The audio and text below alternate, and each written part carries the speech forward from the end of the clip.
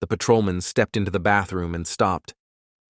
A woman lay on the tile, one arm pinned under her, a towel tossed over her like someone had tried to cover the body and thought better of it. The bullet wound in her head was small and neat. The stab wounds were not. What froze him was the wall. Thick red letters, jagged and uneven, glared back just above the tub. "For heaven's sake, catch me before I kill more. I cannot control myself." The color shone greasy under the bare bulb. Lipstick. It was December 10th, 1945, on Chicago's North Side.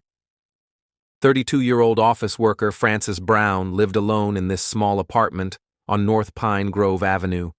Now her typewriter held a half-finished page. The phone sat off the hook on the kitchen counter, and she was dead on the bathroom floor while detectives tracked slush up the stairwell. They moved through the rooms with slow, practiced steps. No broken locks, no splintered jams, no overturned furniture. Her purse sat where she always left it. One dresser drawer was pulled partway open, but nothing obvious was missing. Whoever killed Frances had entered quietly, shot her at close range, stabbed her again and again, and then stayed long enough to write a sentence on the wall with her own lipstick. One detective stood in the doorway rereading the words, "Catch me before I kill more." It sounded less like a boast than a promise. He already knew another file was coming out of the cabinet. On June 5th of that same year, 43-year-old stenographer and mother Josephine Ross had been found in her apartment on North Kenmore Avenue, lying on her bedroom floor in a pool of blood. Her throat had been slashed, her body stabbed repeatedly. Someone had tugged a dress over her head and face. The windows were locked from the inside. There was no clear sign of robbery. Detectives then had chased jealous ex-lovers and prowler rumors until the leads ran out and the case cooled. Detectives now set the Ross and Brown files side by side. Same side of town. Single women in seemingly secure apartments. Knife overkill. No clear motive. A careful entry and exit. The lipstick writing gave the second crime a hook the press could not ignore. Newspapers and radio stations turned the bathroom wall into a citywide headline. Someone was slipping into quiet homes and murdering women behind locked doors. Detectives worked long shifts and came up empty. Fingerprints from both apartments went nowhere. Handwriting experts stared at blown-up photographs of the lipstick letters and shrugged. Tips poured in and burned out fast. Winter settled over the city. Women on the north side started wedging chairs under their bedroom doorknobs and sleeping with radios on low. 2 brutal murders and one chilling line of lipstick were all the police had. Before dawn, on January 7th, 1946, the case stopped being just about grown women. In Edgewater, 6-year-old Suzanne Denyan slept in a small bed pushed up near the window of her family's ground-floor apartment on North Kenmore outside. Snow had hardened into gray ridges along the curb. Her parents checked on her, closed the door, and went to bed thinking the latch on the window and the height above the sidewalk were enough. Around 7 in the morning, her mother opened the door and saw the empty bed. The window above it was open. Curtains shifted in the cold air. On the sill was a smear of dark grease. On a chair nearby lay a handwritten note, propped up with one of Suzanne's toys. The handwriting was clumsy, the spelling bad, but the point was clear: a demand for $20,000 and a warning not to contact police. The Degnon called anyway. Officers flooded the apartment, then the building, then the block. Dogs were brought in. Detectives went door to door, searched basements and yards, lifted lids on trash cans. A patrolman pried up a manhole cover a few blocks away. The stink of sewer gas rolled out. In the black water below, something pale floated against the concrete. By the end of that day and the ones that followed, search crews recovered Suzanne's dismembered body from sewers and catch basins around the neighborhood. The ransom note went to handwriting experts. The Degnan building was combed again and again. Newspapers ran sewer maps and photographs of manholes next to the lipstick message from Francis's bathroom. Radio commentators started using a single name for the terror linking all three victims. Chicago, they said, was hunting the lipstick killer parents moved children's beds away from windows. Women refused to ride elevators alone with strangers. Every man who lived by himself and walked the halls at odd hours started to look suspicious. Under public and political pressure, the police grabbed suspects and let them go when the evidence didn't fit. A janitor was questioned for hours. A former nurse found himself in headlines. Neighbors with odd habits or minor grudges were pulled into interrogation rooms and released. The killer, if he was one man, stayed invisible. On June 26, 1946, a patrol officer on routine rounds in a North Side alley spotted a teenager carrying a bag and watching an apartment building too closely. When the officer tried to stop him, the suspect pulled a gun. In the struggle that followed, the weapon went off, the shot burying itself in a wall. The officer and a partner wrestled the gun away and forced the young man to the pavement.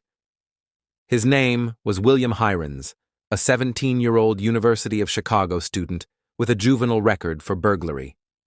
A search of his dorm room and his parents' home turned up stolen radios, jewelry, and other items tied to a string of break-ins across the North Side. Some of those burglaries had happened close to the Ross, Brown, and Degnan homes. To detectives staring at 3 unsolved murders and a frantic city, he no longer looked like just a thief. He looked like a way to tell Chicago the nightmare was over. What came next would never pass a modern review. In the hospital after his arrest, still recovering from injuries, Hirons was questioned again and again. He later said he was beaten, threatened, and denied quick access to his parents and a lawyer. Doctors administered a sodium pentothal truth serum test.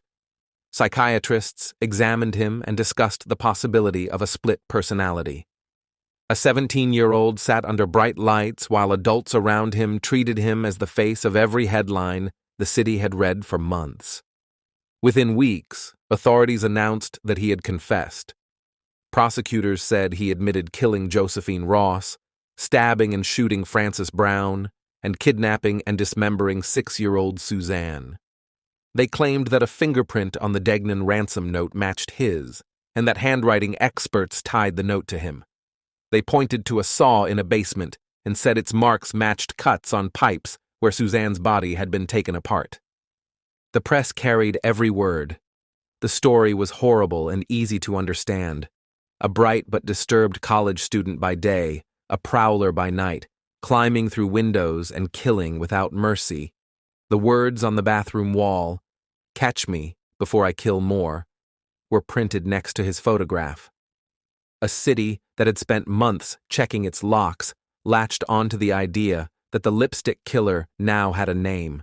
Charged with 3 murders and facing the electric chair, Hirons had almost no leverage. His court-appointed attorneys urged him to accept a deal, plead guilty and live, or fight and risk the chair. In September 1946, in a courtroom packed with spectators and reporters, the 17-year-old stood before a judge and pled guilty to all 3 killings. When his answers faltered, prosecutors filled in details from the files. The judge accepted the plea and sentenced him to life. On paper, the lipstick murders were solved. Chicago exhaled. Parents eased up on bedroom window checks. Headlines moved on. The name of the lipstick killer stayed attached to one man in the prison system. The doubts never fully went away. Over the years, detectives, journalists, and lawyers went back through the evidence. The lipstick writing in Frances's bathroom was never conclusively matched to Hirons. The fingerprint on the ransom note was less clear than the first headlines promised. No direct physical trace tied him inside the Ross or Brown apartments. Reviewers kept coming back to the fear in the city, the pressure on the department, and the way a frightened teenager had been questioned and medicated before his confession. From prison, William Hirons admitted his burglaries and never stopped denying the murders. He described the confession as a way to live, A choice between pleading guilty and facing the chair, his appeals failed. Boards and courts left the conviction in place. For the system, the story stayed simple. In 2012, at 83, Hirons died in custody, still listed as the man behind Chicago's lipstick murders. The patrolmen, detectives, prosecutors, and judges who had handled the case were gone. New families lived in the apartments where Josephine and Francis had once locked their doors at night. Children walked past the manholes in Edgewater without knowing what had been pulled from below.